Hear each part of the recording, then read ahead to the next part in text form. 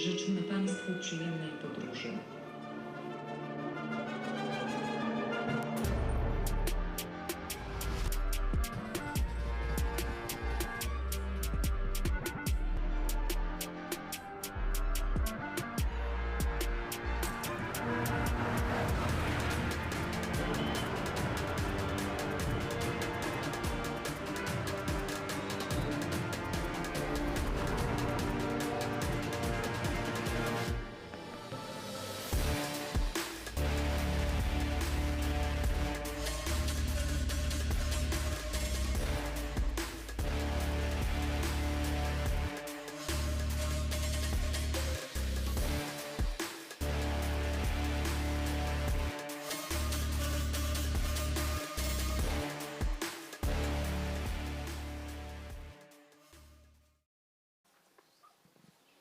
Dzień dobry, witam serdecznie.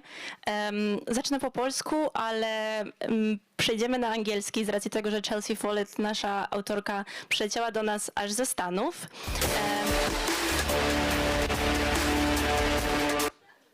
Mały problem techniczny. Więc tak, przejdę na angielski. Ale powiem jeszcze, że ja zadam Chelsea kilka pytań, ale oczywiście na koniec zostawię 10-15 minut dla Was, żebyście Wy mogli również zadać jej jakieś pytania. Hi Chelsea, welcome everyone. Thank you so much for having me here to speak. Welcome to Freedom Games, welcome to Łódź. My name is Rymaszewska. I'm project officer at the European Liberal Forum. It's a think tank of a political foundation.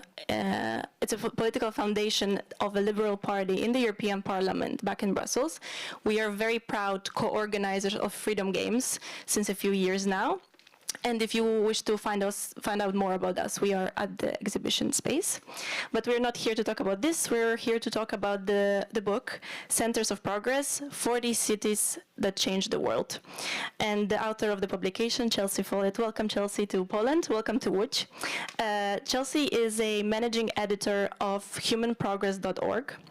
She is a policy analyst in Cato's Center for Global Liberty and Prosperity.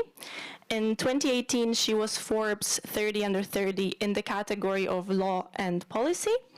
And she has written for many of the journals and newsletters that I'm sure you know, such as Wall Street Journal, Newsweek, Forbes, Business Insider, and many, many more. So welcome. And she wrote the book that brought us here today and all of you to this beautiful room. A book that I think is very important, a book that tells the story of civilization in the story of cities in a way.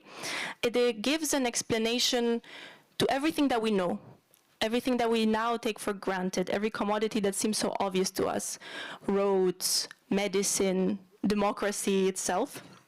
And it takes us through the bit of a trip through time and space to explain the origin of progress and the progress in any section, any category that we might know. We're talking of progress in culture, in politics, in technology, in science, and so much more. And all of this is surrounded by amazing descriptions of the cities themselves, of how vibrant and quite liberal, for the times, the cities were back then. So welcome, Chelsea. With this introduction, I wanted to ask you a very, I would say, first basic question, because as I said, the book is so broad. You travel through ancient Athens, through Renaissance Florence, all the way to the digitalized modern San Francisco. What inspired you to take on such a complex project? What was your process of work to prepare for this book? Thank you so much for that question. So as managing editor of humanprogress.org, a website that gives an overview of human development very broadly in every area that you can imagine related to well-being. We have data on literacy, malnutrition, any indicator of well-being, and we track how these things have changed over time. As managing editor of that website, I spend a lot of time thinking about the conditions necessary for progress. And I thought that it would be interesting to write a series of articles that became this book, analyzing all of the different aspects of the modern world that we take for granted and where they've come from. And it didn't start out being a book about cities necessarily, but as I went through these different aspects of modern life and researched where they came from to try to understand the conditions that allowed these innovations to occur, I found that even though the vast majority of humanity once lived in rural areas, it was often cities from which new innovations emerged. And even in the era before there were any settlements that would qualify as cities by modern standards, it tended to be the most populous settlements that did exist at the time from which we saw new innovations and positive change flow. And so the book ended up being about cities that changed the world. Thank you. And could you tell us more about the criteria which kind of drove you when selecting those cities? Because I'm assuming that there are many cities that could maybe qualify themselves to be cities of progress, but for some reason they're not in the book. We have quite a big selection. There are 40 of them, but still, was your criteria connected to the definition of progress? How would you explain that?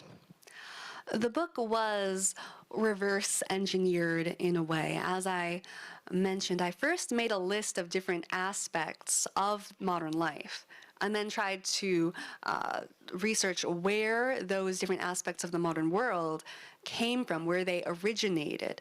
There were some aspects of modern life that I could not pinpoint a single origin for, but many of them could be traced to a single location. Again, disproportionately, those locations were cities. I suppose that it is somewhat as you say, subjective to stop at 40, but we did have to stop the book at some point because it was getting a bit long. There are, of course, many other cities that could be included. The reason that cities tend to be the origin point of progress is likely just because there are more people in cities, and people are obviously the ultimate origin of progress. They engage in idea generation and exchange and innovation. But not all cities do become centers of progress. Yes, there are many innovative cities that could have been included in the book, but weren't. But I tried to focus on cities that created world-changing innovations, aspects of modern life that we now take for granted. And not every city has produced such innovations. So what separates a city that is a center of progress from another city?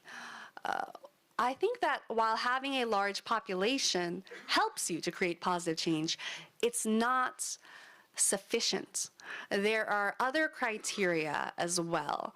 And in the introduction, you can find some of my musings on what commonalities these different cities share, what I believe are the conditions necessary for progress, which I think we'll get to a bit more in a moment. Yes, we'll get to that, but first I wanted to ask you about something that you mentioned now, the people.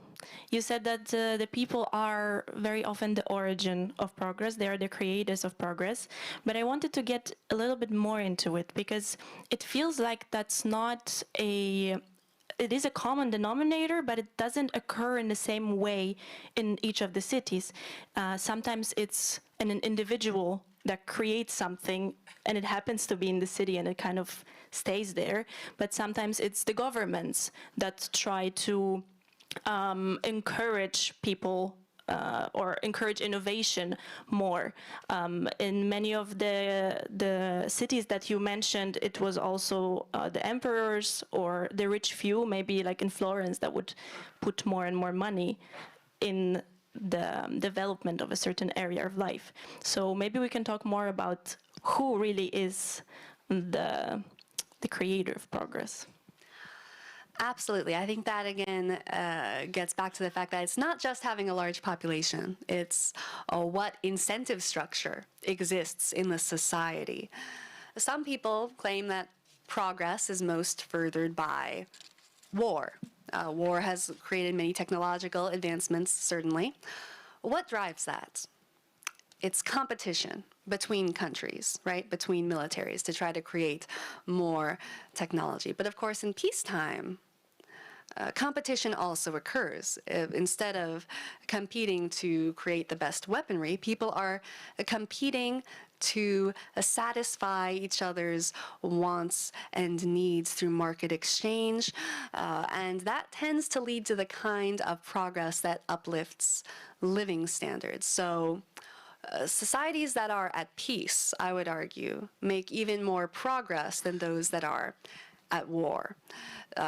So that's one of the criteria. A fellow who wrote the foreword to the book, the writer Matt Ridley, observed that many people credit war with the creation of the internet, obviously a world-changing innovation, but he notes that a lot of people who were working on early internet technology were separated.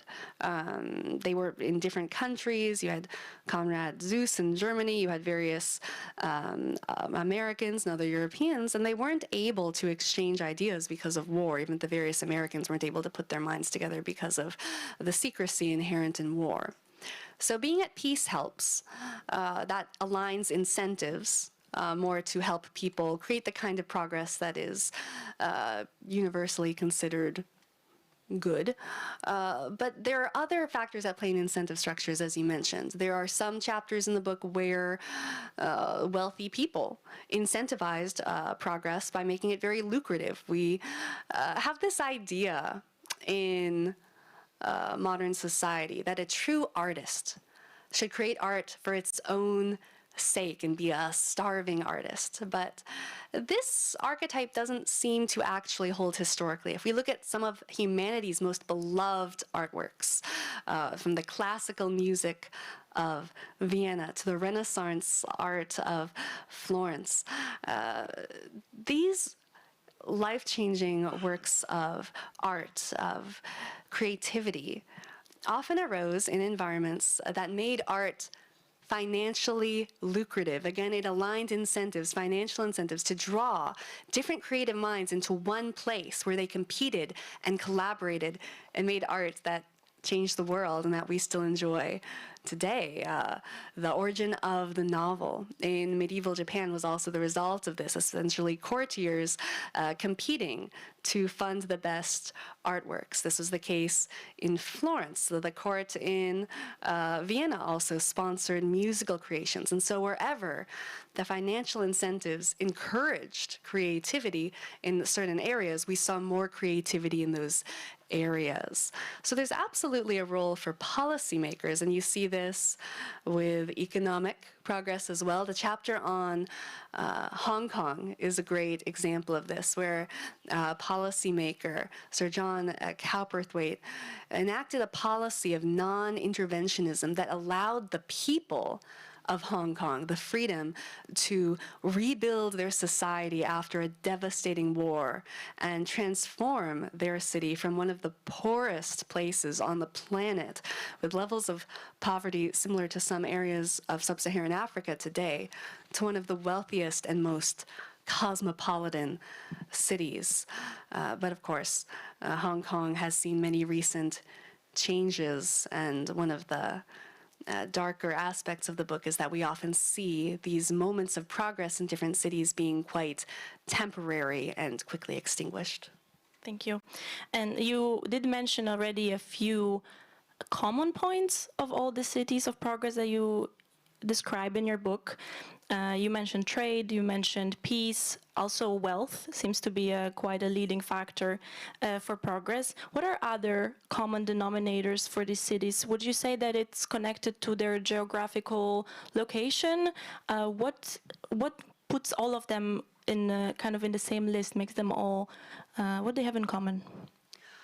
While having a geography conducive to trade, being near a river or an ocean, is certainly helpful. The cities in this book have a wide variety of geographical circumstances, and while many of these cities are in Europe, there are cities from all over the world in this book. I do not think that geography is destiny. I think the three big factors that you see in almost all, there are exceptions, but almost all of the cities in the book are people. Again, a relatively high population helps. Peace, to align incentives so that those people are working not to innovate new ways to destroy one another, but to help one another. And freedom, liberty, to engage in exchange, to engage in the creation of new innovations and ideas. Because when change is not possible, that also forecloses the ability of the people to make positive change. And a strong example of that in the book would be Amsterdam. Amsterdam during the Dutch Golden Age was the origin point of a great liftoff in standards of living, whereas throughout all of recorded history, the life expectancy was essentially flat, growing only very slowly. The same was true of average income.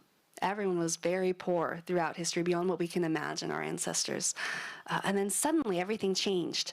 There's a famous hockey stick graph called that because it's very flat and then suddenly has an upward facing blade as things exponentially took off.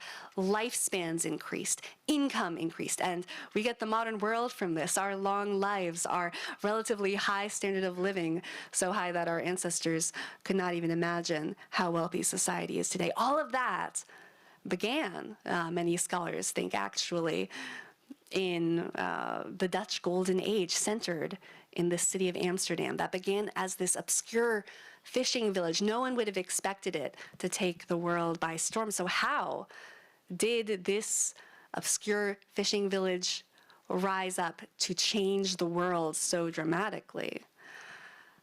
I would say the answer is an incredible embrace of openness, and that's what that chapter is all about. This was a city that accepted people of many different kinds. Europe was engrossed in wars of religion at the time, yet they accepted many different religious groups, different sorts of Protestant denominations when that was rare. Even Catholics were allowed to some extent to operate when that was very unusual. Jewish people were allowed into the city. They accepted all sorts of different people and different ideas as well. This was a city so open-minded that John Locke, the father of liberalism, took refuge there for a time. Thomas Hobbes, on the opposite end of the political spectrum, an absolute monarchist, was able to publish his thoughts in the presses in Amsterdam when no other press in Europe would touch these ideas. Because in Amsterdam, no matter what you believed, you were able to put your ideas forward and engage in this debate. They weren't afraid of different ideas and different points of view, whether that was religious, philosophical, political theories. They let all of these different ideas coexist and allowed a true marketplace of ideas. And then, as a result, Amsterdam flourished. They created the first stock market, arguably. They created proto-corporations, beautiful artworks in the Northern Renaissance, and such vast economic development that, again, this is considered the origin of that liftoff in the famous hockey stick chart of human history. And so I'd say openness. But would you say that all those denominators that you mentioned, so this vast tolerance and diversity, and really many of those cities are based on liberal values, do you think that those items are a ground for progress to flourish, or are they a consequence of progress in a way? I would say they are grounds for progress to flourish. Now, obviously, there are some exceptions in the book, and it's also true that many of the early chapters of the book have a sentence in them, something like, a modern person would not wish to live in such and such city, because even the most liberal places for their era were often nowhere near our current standards for human rights. Sometimes I'm asked if I could go to one of these cities featured in the book, which one I would visit, because each city is featured in a particular moment in time when it notably contributed to human progress, right? This is a history book. It moves chronologically through time, from the beginnings of the agricultural revolution all the way to the beginnings of the digital revolution, focusing on different cities in these different eras. And my answer would be none of them. I think it's better to live today, where we can enjoy the artworks of Renaissance Italy without having to worry about contracting the bubonic plague. We can read the philosophies discussed in the marketplaces of classical Athens without seeing human beings offered up for sale in those marketplaces. We have come such a long way. The liberalism of the past is not anywhere near our current standards. But I do think that it is a necessary foundation. We see again and again that the places that are relatively free for their era are disproportionately the places from which new innovations emerge. And again, that makes sense, because if a certain way of thinking is rigidly enforced and no one is allowed to innovate or change, that also precludes the possibility of positive change. Thank you. And now that we gave a bit of an introduction to the book and to the whole, all the 40 stories, I wanted to ask you a bit of a philosophical question. You've mentioned in your book about progress not being linear. And there was this quote from one of the chapters when you say, Mohenjo-Daro advanced plumbing served as a reminder that progress is not linear or steady. Many people who lived thousands of years later coped with conditions far less hygienic than those enjoyed by the Mohenjo-Daro people in the 3rd millennium before Christ. So I think that many of us see progress as something that we start at the bottom and we kind of just go up and now we're here, right? But in the book, it doesn't seem so. There are many cases where progress happened and invention took place, and then it was either forgotten or it disappeared, or it was not used for a long time. You mentioned also Memphis with the complex medicine, and then until the 16th century, magic was a very common way to cure people. So I wanted to see, what do you think about this concept? One of the reasons I answered your previous question saying that I think liberalism is a condition for progress rather than a result of progress is partially because, as you point out, so many of the cities in this book flourish for a brief period of time. They create an innovation, and then it's all washed away. Everything is lost. Progress is definitely not linear, and I think one of the more depressing messages in this book, even though it is in many ways an uplifting book with all these positive stories of progress and human achievement in the past and how far we've come. The depressing aspect of it is that often these beautiful centers of progress are so temporary, like a flame that flickers and then is extinguished. The conditions for progress are fragile. Peace, freedom, these things can be lost very, very easily. I mentioned Hong Kong earlier. Obviously, conditions in Hong Kong have changed dramatically since its period of whirlwind economic development in the 1960s and 1970s. Many of the pillars upon which Hong Kong's success were founded, fiscal probity, civil liberties, these have slowly been crumbling now in the fists of the Chinese Communist Party. Looking further back in history at some of the earlier chapters, a great example of this would be Baghdad, which is featured in the book during the Islamic Golden Age, when the advances they made in mathematics, in science, in astronomy were just incredible. In that era, Baghdad was one of the most open-minded and liberal places in the world. And now no one would think of Baghdad as a center of progress. It's one of the most dangerous cities on earth. What changed? Well, Baghdad at one point was the home to an institution, sort of like a university called the House of Wisdom, where scholars from around the world, from many different cultures, Christians, different people of different backgrounds and religions, were able to gather together and explore different ideas and collaborate. And then those two big conditions for progress, peace and liberty or openness, were both lost. First, openness. A segment of society rose up in Baghdad and took over the government, the leadership of the city, that was much more closed-minded than the prior government. They were not open to people from different backgrounds, whereas before people of different religions had been able to work their scholarship in the city. And even the Muslim scholars were much more restricted suddenly in what they could say, because this new group that ruled society believed that wisdom could only come from a single source, the Quran, and not from anywhere else.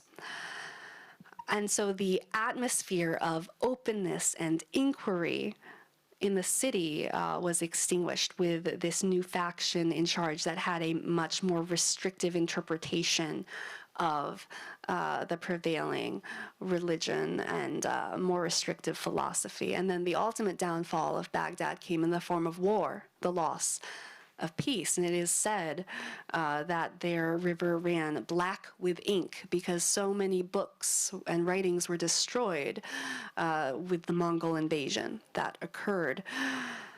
So the conditions for progress are very fragile and to be cherished. Would you say that any of those cities are more important than the other for whatever reason? I feel like that might be a very personal question to ask, depending on what we've been studying, what is our area of expertise. Of course, for me personally, when I was reading the book, I was thinking that Bologna is one of the most important cities of progress in my mind, because it created the university, and then so much of other progress was based on in universities, right? So for me, that somehow felt like a core of other progresses. But do you feel the same? Do you have any of the cities that you feel like, okay, this one contributed in some way more, or it's more important than the other? On the platform previously known as Twitter, now X, the Human Progress account actually ran a sort of tournament where our followers voted on which city they thought contributed the most to human well-being, and it was Athens, the origin point of philosophy, that won hands down. But as for myself, I think it's very hard to compare different forms of progress. Something like a sanitation that we now take for granted, that prevents a majority of the population from dying in infancy, I think is huge for progress. And it's hard to compare something like that, progress in material conditions, to different kinds of progress, such as the creation of universities or the origin of philosophy.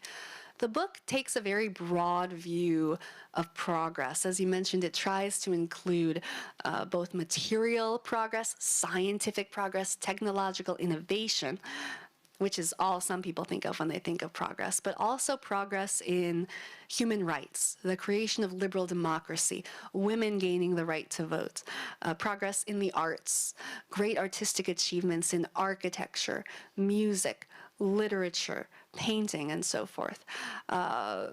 Different forms of progress are very hard to compare because all of these different aspects, again, combine to make the modern world that we so often take for granted. And I also think people do not often appreciate just how unusual our current position is historically and how fragile, again, the conditions for the modern world really are. That's very true. You mentioned many different sections and many different categories in which the progress was taking place, and I'm sure that our audience knows a vast majority of them. But would you be able to give maybe a small introduction to the ones that are not so obvious, the ones that maybe we don't get to know at school. For me personally, the most curious one was Dubrovnik, where the sanitation kind of developed and the quarantine was invented. But maybe you have some others that you think that maybe not so well known. This book does try to be a crash course in world history that hits all of the high points you know from your history of Western civilization courses you took in college.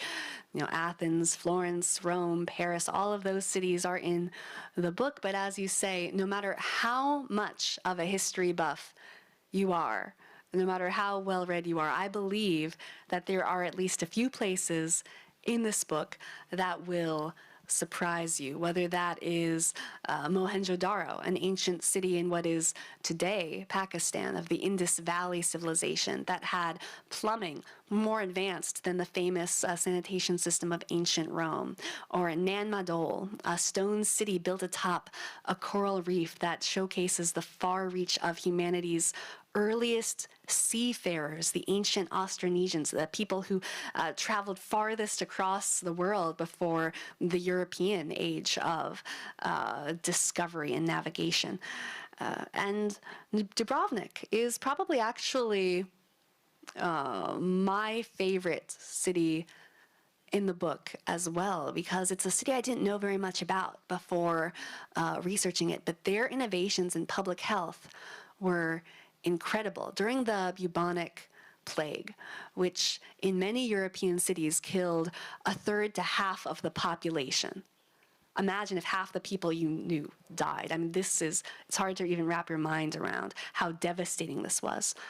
During the plague, Dubrovnik not only created great innovations in public health, but they actually achieved significant mercantile expansion. Their economy grew during this.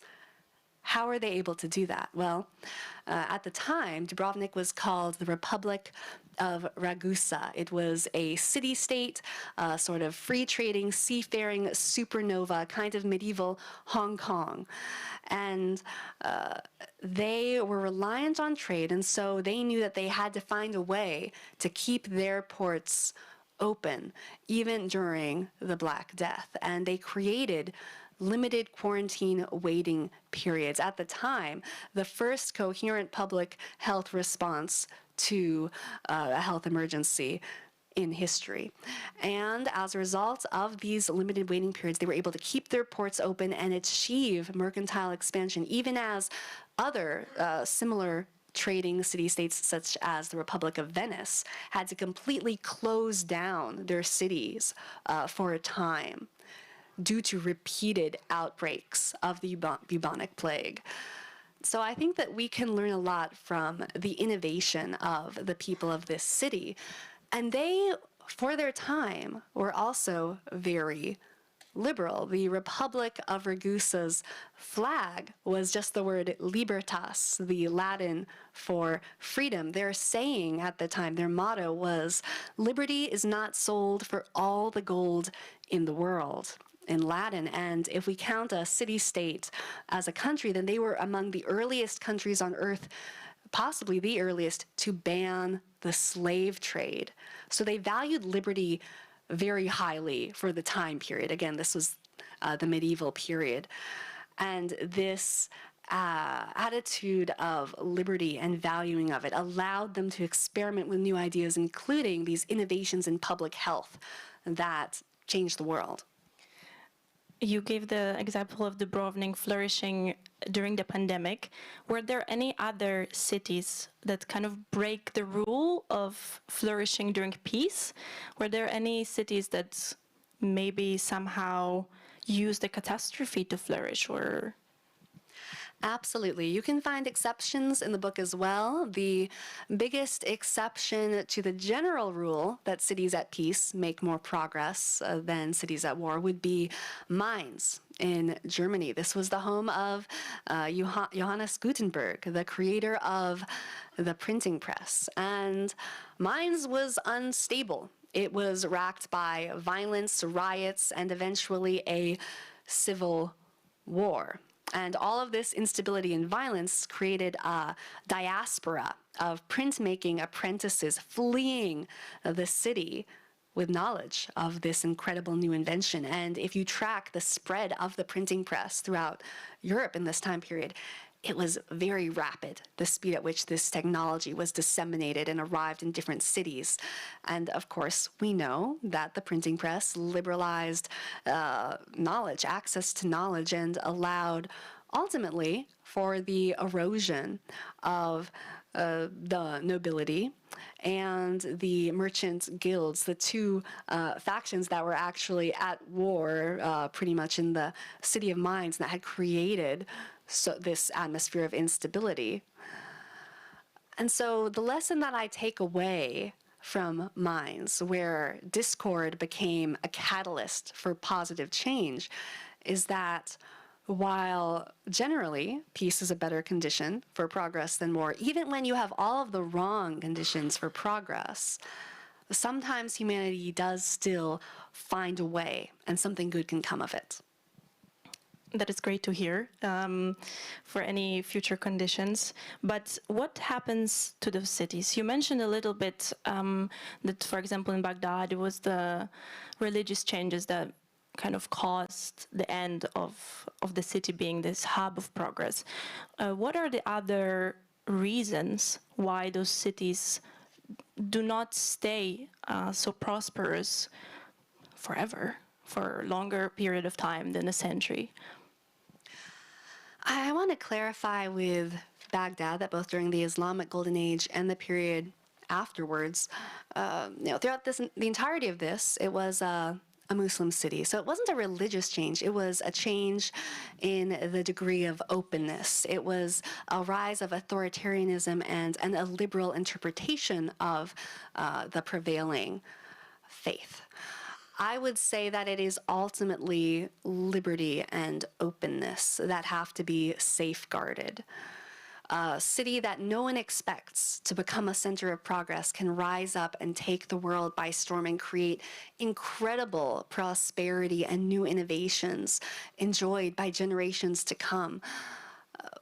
If people there are given the freedom to innovate, to exchange, to discuss and debate, to collaborate and compete. If people are restricted from doing so, then there is no possibility of change, including positive change. Thank you. And maybe my last question before we move on to the audience. I wanted to ask you about the trends of today, because you've talked a lot about the conditions that have to occur, and I would say that in many of the cities now in the world we do have those conditions. So what are now the trends for the next city of progress? That is an excellent question. People often ask what I think the next center of progress will be. Again, it is very hard to predict. A lot of cities in the book started out as small, obscure villages and suddenly rapidly grew and expanded and developed. So you can't predict it for certain, but if you look for places where the conditions that we've seen historically again and again have led to positive change prevail, it is those places where I would expect you might find the next great center of progress. Now, even if you have all of the right conditions, that doesn't necessarily guarantee you will create a world-changing innovation, but it makes it incredibly more likely because you open up the possibility. And so if we look at places around the world today where there is a high degree of freedom, social freedom, to discuss different sorts of ideas, a true marketplace of ideas, economic freedom, the ability of entrepreneurs to put forward new technologies and innovations that can raise living standards, there are some reasons for concern, because if you look at the organizations that track economic freedom and human freedom around the world, there is a decline in freedom of speech in many countries. There's a decline in political liberty in many countries and in economic liberty in many countries. In my own country, the United States, we are now seeing a rise of sort of populist protectionism on both the political right and the left, more support for tariffs and industrial policy and more restrictions on what people can do. And that's very concerning. One thing I've been very impressed by in Poland is just how positive people seem to be toward entrepreneurship and the free market, and the very rapid development that this country has made is incredible. So I would not be shocked if a city in Poland turns out to be the origin of the next great world-changing innovation. Maybe if this book sells very well and I'm able to put out a sequel, we'll be able to feature a city in this great country. But it's hard to say where the next city will be. If we put forward the right policies and we correctly identify the institutions that are conducive to progress, we make it more likely that the next great center of world-changing innovation will be the place where we reside. That's what I wanted to also follow up. I wanted to ask you if there's anything that we can learn from the cities that have already produced the progress. Is there anything that we can learn to motivate the progress, to induce the progress? Are there any lessons that we can carry on to create the innovation? Absolutely. I think policymakers can take a page from the great policymakers of the past, like again, Sir John Cowperthwaite. He just allowed people to engage in innovation and exchange with his policy of pulling back and non-interventionism.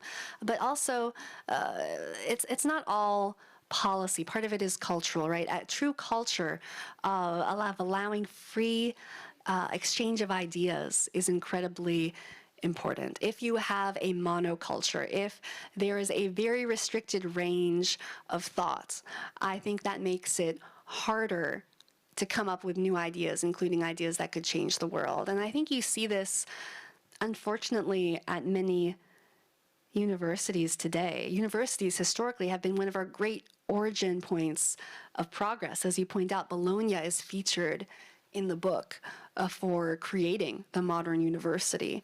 But if you go to universities today, at least in the US, I know that it's very segmented, where you have a few, very few granted, but a few schools that are conservative monocultures. These tend to be religious universities where people go for a certain kind of experience. And while that is what they want, these universities do not tend to be the great centers of innovation and progress. Everyone sort of thinks in a certain way. And then the majority of universities are the flip side of that, where it tends to be a left-wing monoculture within the US. And there is not very much ideological diversity or freedom of thought there either necessarily. And I worry that that could restrict humanity's ability to experiment with different ideas in a truly robust debate that helps us to identify what policies and institutions are best for bringing our society into the future and raising living standards further. Thank you. And now I can open the floor for any questions. Do we have people at the top with microphones? If you can raise your hand and...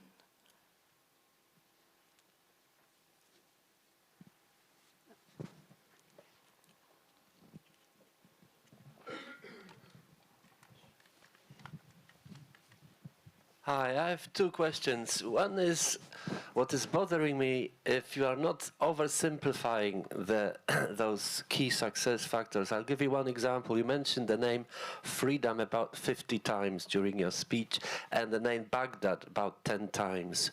And what I mean by this is, I think you are not aware of the fact that the economic might of Baghdad was built on a slavery trade, and most of the slaves were coming from Poland.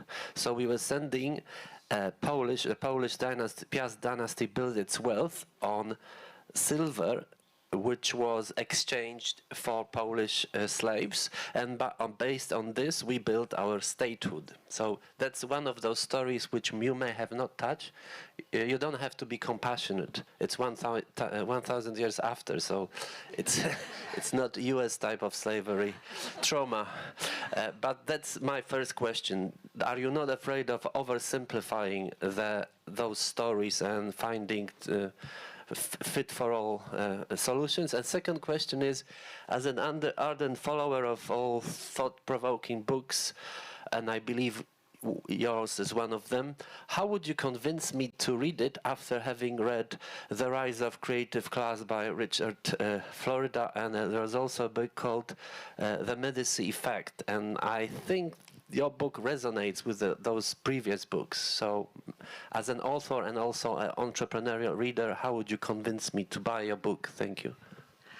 I'll start with the second question. The way I would convince a fan of those books to read this one as well would be to mention that Richard Florida actually gives a positive blurb recommending the book that you can find if you open its pages.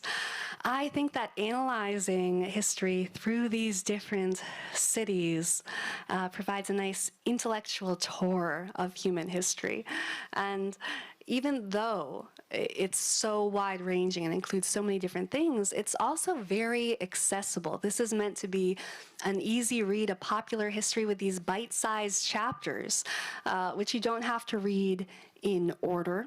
And again, even though it has so many facts in it, it's even being used at the university level, it is quite accessible and enjoyable, I hope. So that's how I would recommend that you pick up a copy of this book, which you can access, by the way, in the lobby at the bookstore. As to the risk of oversimplification, there is always a risk of that with any grand narrative of history. And so in this book, while I put forward my thoughts on the commonalities between these different cities, in the introduction, in the chapters themselves, I try to neutrally tell the stories of these different cities to spark a conversation and get people thinking and discussing what they believe are the factors explaining why some places created innovations and not others. Why was it that there were these innovations in astronomy in Baghdad? Why did we see the scientific revolution occur? Where and when it did? All of these different questions people have different explanations for. I do believe that openness and freedom were important factors, but it's also true again that we have to look at these places relative to their time period. Many places in the ancient world, practically all of them really, did not meet our current standards of human rights. In most cities throughout history, women were not particularly free. Slavery was almost universal at one point throughout human history. It was not good. And if we look at where new innovations occurred, it tended to be the places that were the most open for their time period. But that is not to say that these were good societies. Human sacrifice was also once a norm in many different societies around the world. Modern toleration or religious freedom did not exist throughout much of history. We have come a long way, and that is another key point to this book. All of these different discoveries and innovations and achievements should be celebrated. We should celebrate the positive aspects of our ancestors in these different societies, but we should not seek to emulate every aspect of those societies. The past was more horrific than most people realize. And while this book highlights instances of positive change and innovation throughout history, the current project I'm working on is actually a book called, tentatively titled, The Grim Old Days, An Introduction to the Past, that delves deeper into just how gruesome the majority of human history was, how cruel and violent our ancestors were, how sick they were, how filthy it all was. We sometimes imagine before the Industrial Revolution, we all were breathing very clean air and the environment was pure, but this is actually not the case. Our ancestors often lived in despicable conditions. And that's what I'm trying to draw attention to next, to showcase just how far we've come by spotlighting how terrible the past was. So we will get two sides of the coin then. Ja zadam pytanie po polsku. I would like to ask a question in Polish. Yes, can you hear me? Is that okay? Well, for sure, cities are centers of progress because it is in cities where cultural institutions develop, scientific institutions flourish, ideas can be exchanged, and of course they are the centers of power, and there is funding. Money is very important to have progress. I'm very sorry that I haven't read your book yet. I'm a Polish language reader. Do you plan translating the book into Polish, and could I get access to it? To pierwsze pytanie. That is an excellent question. Thank you for it. We are currently planning to release some other language translations. There are current plans to release a version in Spanish. We are in talks to potentially release a version in South Korean, and we are hoping to release a version in Polish, but I do not have a date at this time for that. In the meantime, you can, of course, pick up an English copy, although it's, I know there's a challenge there, but I absolutely hope that this will be more accessible. And you mentioned that cities are often the origins of progress. Obviously, I agree with that, having written this book, but I want to clarify that the book is not meant as some sort of insult toward rural people or people who live outside of cities. Obviously, rural people have made much progress as well. For example, the Wright brothers from a rural area who first achieved flight in an empty field. They were able to achieve this despite being outside of a city. Yes, humans outside of cities have made much progress as well, but still I think it's notable that despite throughout most of history, the majority of people living in rural areas, it's only very recently that humanity has urbanized. So much progress historically has come out of the urban areas or the closest things that did exist at the time. So I think that is notable, and whatever the future holds, maybe with remote work and technology, it will become the case that at some point humanity will start to de-urbanize. It's not the case that future progress must rely on endlessly higher levels of urbanization necessarily. Whatever the future holds, I do think that the historical importance of cities to the story of humanity is worth giving attention to. Jeszcze pozwolę sobie. Well, I'd like to. Well, no. I'm not. No. I don't mean the differentiation between rural and urban areas. No, many people who were born in rural areas have moved to cities and have done a lot. But you mentioned Dubrovnik. During your studies and seeking information and data, did you come across a piece of information that the fact that Dubrovnik sustained as a republic for so many years, that it was a free city which developed, maybe that was that can be attributed to the way how it was managed or governed by its authorities? Did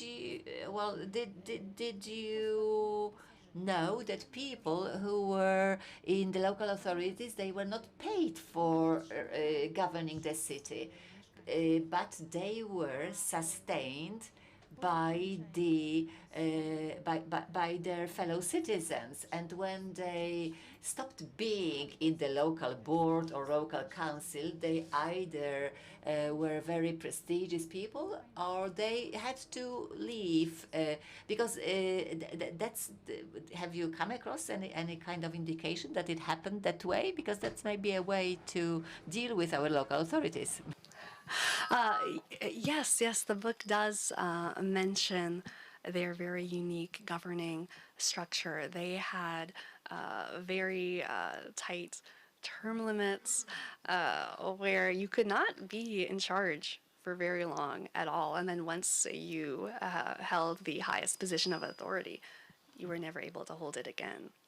And so as a result of this, there was very high turnover among the rulers of the city. Now, obviously, that role was limited to the wealthy men of the city, but it was still a more open governing system than many at the time and allowed power to be relatively dispersed for the era. And I agree with you that that was likely relevant to their unusual success.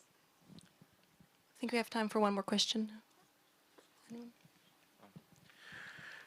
Okay, thank you, Chelsea. I greatly enjoyed your talk. As an urbanist, I kind of wonder, like, when we talk about cities and invention or innovation, like what kind of innovations we take away for cities itself. Like, for example, it seems to me that, okay, cities are the center of innovation or invention and progress, but in the other side, I don't think we have made so much progress in how we actually live together in cities as like these huge areas of density. If I think about one invention, it's like the elevator, for example, comes to mind. What would come to your mind as like a city that represents, that actually made our city life so much more better, like it's kind of a role model for the urban development that we have, or could be a city in the future, of course? While I wouldn't call it a role model of urban development, an area mentioned in the book that was certainly groundbreaking for its time would be the first chapter that features the what might be the oldest human settlement near what is today Jericho. And while it was not a city by modern standards, it would have been probably the biggest population center for its time. We have to remember that for most of human history, we weren't only not living in cities, we were not even living in permanent settlements. We were these wandering hunter-gatherer bands.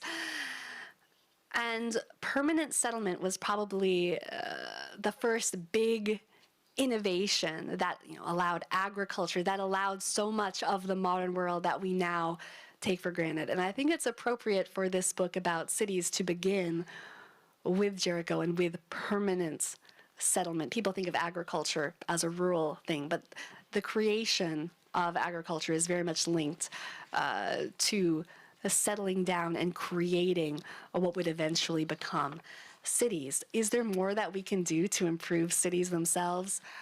Absolutely. And I think that what you point out about how there are many restrictions today on density, there are zoning regulations, there are so many restrictions on what kinds of cities we can create. That gets back to the book's point about how limits on human freedom prevent the possibility of innovation. If you take away the restrictions, what kinds of cities could we build?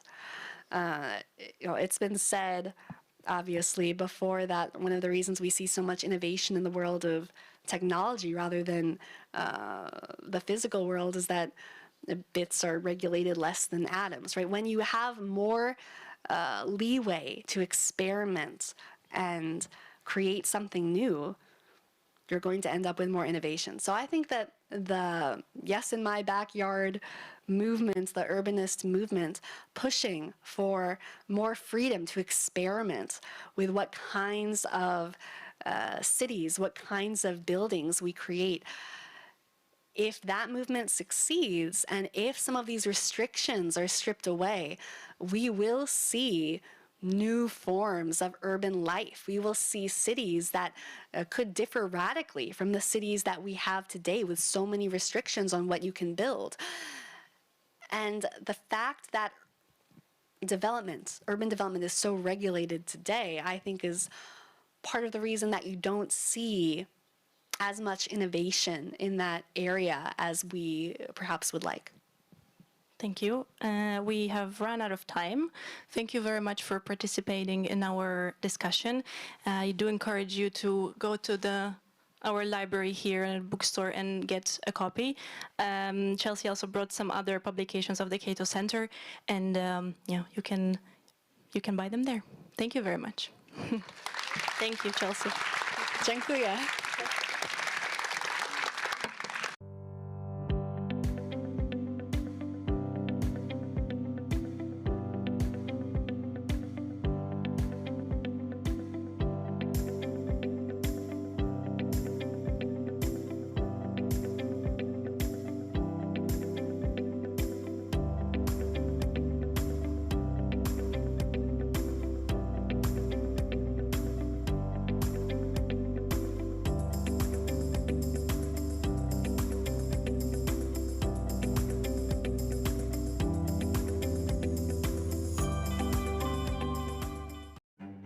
Dziś Nowy Jork, jutro Londyn. Za chwilę Paryż, Warszawa, Berlin. Na całym świecie kultura pulsuje rytmem. Wystarczy tylko włączyć dwójkę. Dwójka, Polskie Radio. Jesteś na miejscu. Uwielbiam szycie w sieci. Wczoraj podszyłem się pod wnuczka, wieczorem uszyłem intrygę na apce randkowej, a dziś planuję grubymi nićmi szyte oszustwo z promocją. Tak się szyje. Na oszustów są sposoby. Zapoznaj się z poradami ekspertów na niedajsiepodszyć.pl. It's not always easy to recognize. It may look like this, or like this. It may be a burden, but it is a responsibility that we embrace nonetheless. But if it means this for one person and this for someone else, maybe it ultimately means being there for one another. It isn't handed to us, but we know where to find it. And how it feels, how it tastes, and what it sounds like when we finally have it. It means different things to different people, but for many, it means everything. And if we all fight for it, it will eventually bring us together.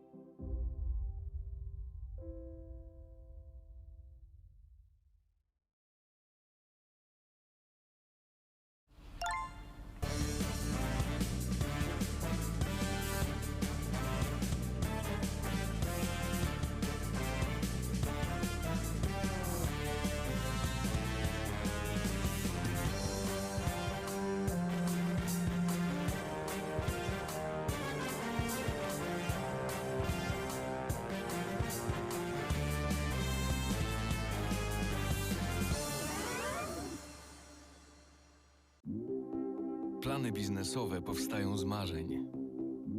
Dlatego nie ma dwóch takich samych firm. Jedni chcą działać na całym świecie. Innym cały świat mieści się w dłoni.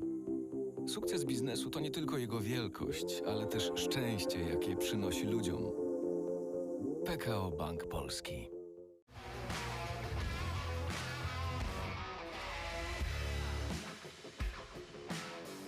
Rodzina spółek Pelion to 12 000 osób pracujących w ponad 300 spółkach w Polsce, Szwecji, Wielkiej Brytanii i na Litwie. Jesteśmy liderem w branży ochrony zdrowia. Od 1990 roku dbamy o długość i jakość życia. Pracować z nami możesz w jednym z 7 obszarów.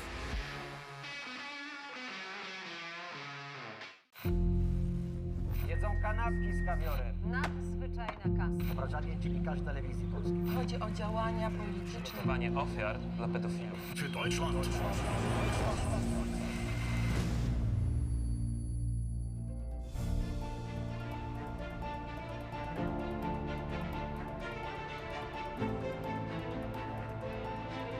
TVP Info. Włącz się na nowo.